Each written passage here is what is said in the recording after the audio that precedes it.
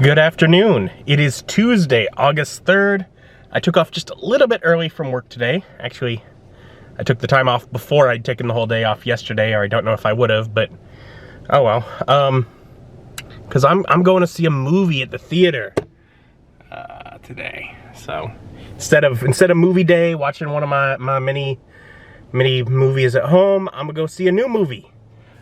Jungle Cruise, which I don't know much about. I mean, I've seen like the trailers, but I've seen like articles about, I don't know if they're like how well it's doing or critics, but I've just ignored them.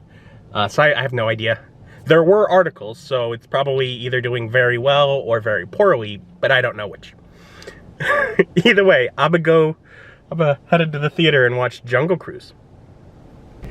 And I would give Jungle Cruise a 4 out of 5 stars. It was fun. A mix between Pirates of the Caribbean and Indiana Jones, something like that. And of course, talking spoilers ahead. Lots to do with legends and curses and fun action, exciting cursed creatures and people and that sort of thing. So Lily and her brother get this artifact that's needed to unlock this tree of healing. And they steal to get it from some German prince who wants access to the same tree to help Germany win the Great War. This movie takes place 2 years into the Great War. Meanwhile, over on the Amazon, so given a specific river, as the Jungle Cruise kind of travels various rivers over the world, so this is the Amazon specifically, you have Jack, I think, a skipper. He runs kind of a scam boat ride with hilarious puns. They have the puns. Like the closest to a pun you get in the trailer is like the joke about the backside of water, which, I mean, yeah, that's cool. But they do a lot of the puns. You know, you see that rock over there? It's sandstone. Some people take it for granted. That's one of my bolder jokes. They have puns, many of which are the same puns from the ride. If you're familiar with the Jungle Cruise ride, they have many of those puns, and then some of their own.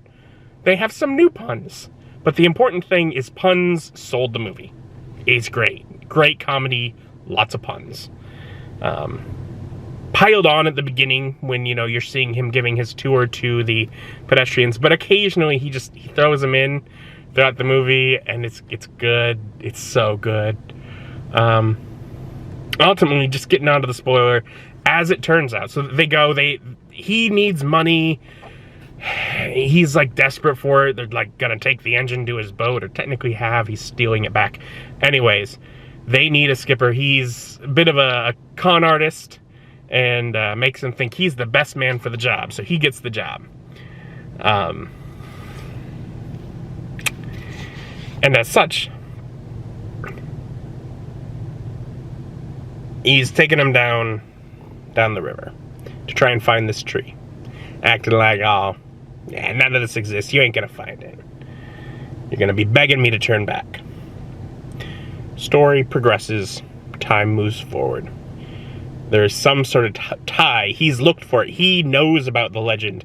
He's clearly looked for the tree himself. Things continue to build between them of distrust. Lots of comments throughout. Lily wears pants. What kind of woman wears pants is the point. They make that joke a lot. But it's, again, set 2 years into the Great War. So it's like era of World War I. So, but while he makes comments about it a lot, gradually, at a at a nice pace, at a pace that seems like they're working on making it slow and steady to give some sense of believability. There's the romance forming between Jack and Lily, Dwayne Johnson and Emily Blunt's characters. And I love a movie with a good romance. I love it. It's great. You want it to happen. It slowly builds.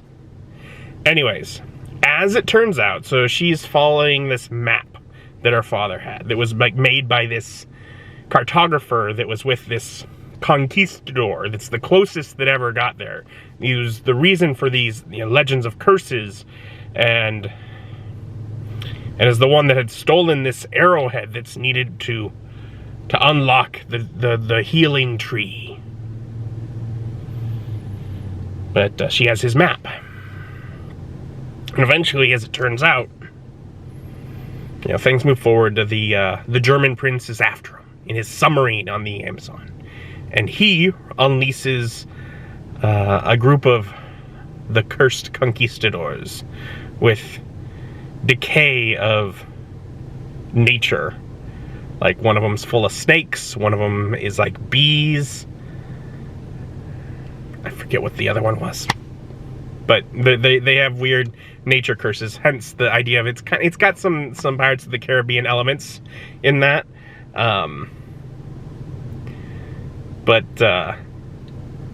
he you know, kind of makes a bargain, like, I want the tree, you want the tree, let's go after the tree. Well, he's, you know, betraying them, of course. But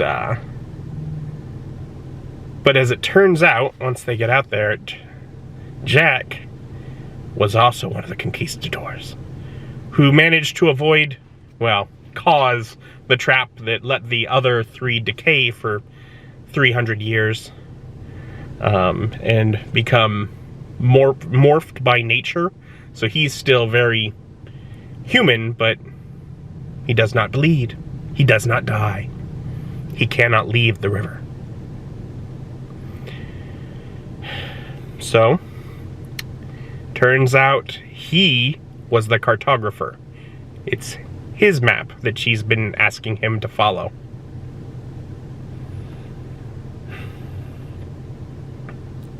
So there's curiosity there. And as it turns out, the reason that he wants to get to the tree at this point is because it will let him die. And after nearly 400 years, he's really quite ready to die. Well, Lily isn't happy with that because this is around the time that she's fallen for the guy. Well, they find the spot, they unlock the secret to get to the tree, just as the German prince catches up with Lily's brother, a captive. He got him and made him spill the beans of where to go. So then we get our whole climactic scene, what's gonna happen, and Jack sacrifices himself. Not to die, but to block the river. The same thing that he'd done to the other conquistadors to keep them from chasing after him and causing them to be trapped. Unable to get to the river as their curse demands, they freeze and decay, becoming like the monsters that they have become. Only this time, he's going to be trapped with them. It's the only way he thought that he could get Lily and her brother out. But she got one petal. As the whole climax happened, she got a single petal before the tree as it quickly bloomed and withered. Only one petal was gathered. She wants to use it to revolutionize medicine, but she's fallen for the guy. So she gives it to him as he's frozen there in stone. And there's a little dust.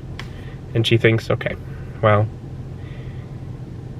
at least he's not going to suffer. He's had the opportunity to die. She starts to walk away. Just the dramatic enough time for him to come back, bleeding. Not deathly, but cut, injured, mortal. he's gonna take the time and live that last life with her. And then we get some funny scenes at the end as they, as, you know, back in London, and she's teaching him how to drive. Oh, one of them old motor cars. Just that moment of a blossom of a romance. And it's sweet. So it's cool and action-filled and sweet and a period piece with puns. And I liked it. So, good movie. Glad I went to the theaters. Going to the theaters is fun. Would recommend. Now I'm gonna head home and probably just keep working on the playlist project I'd been working on yesterday. So I'm gonna just call it here. Talking about a movie. Having fun. Good enough for me today.